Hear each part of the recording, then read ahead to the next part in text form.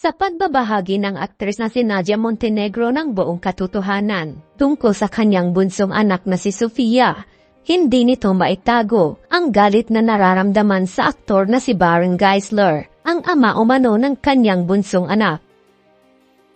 Sa kanyang eksklusibong panayam sa YouTube channel ni Julius Babaw, kapansin-pansin na habang naglalahad ito, ni minsan ay hindi nito binanggit ang pangalan ni Baron. Tinanong ni Julius Babaw si Nadia kung sino nga ba ang tunay na ama ng kanyang bunsong anak na si Sofia. Bagamat hindi nito diretsahang sinagot, sinabi nito na hindi nito itinago ang mga nangyari sa kanyang buhay noon. 17 o 18 taon na ang nakakalipas sa kanyang mga mahal sa buhay at sa namayapa nitong asawa na si Macario Boy Asisto Jr.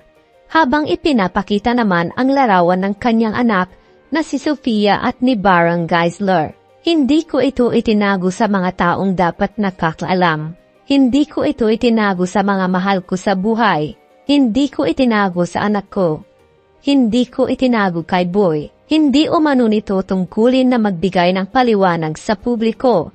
Matapos maging usap-usapan ng mga netizens ang pagkakahawig ng kanyang anak na si Sofia at ni Baron Geisler, napatawad na siya ng Panginoon at namayapa ang kanyang asawa nang walang hinanakit at paglilihim dito.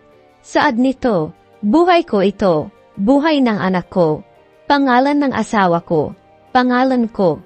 But I don't think I owe anyone an explanation. Kung ano man ang ginawa ko sa buhay ko, napatawad ako ng Panginoon. Maayos na mayapa si Boy na okay kami. Nilinaw ni Nadia na hindi nito pinagsisisihan ang nangyari sa kanyang buhay. Bagkus itinuring nito na isa sa pinakamalaking biyaya na kanyang natanggap mula sa Panginoon, ang pagdating ni Sofia sa kanyang buhay.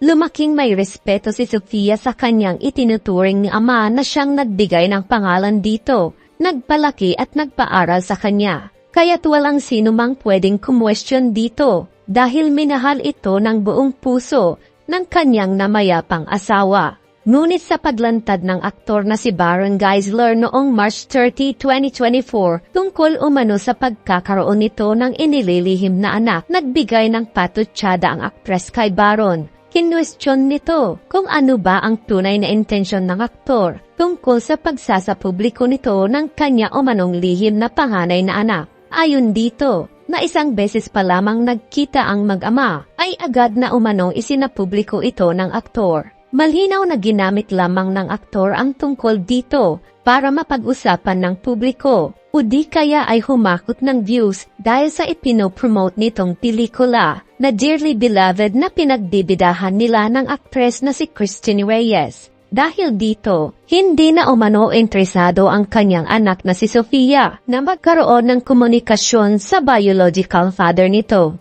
Dagdag pa ni Nadia, na ilagay sana ng aktor sa lugar ang totoong intensyon nito sa kanyang anak. Ano ang masasabi niyo sa usapin na ito?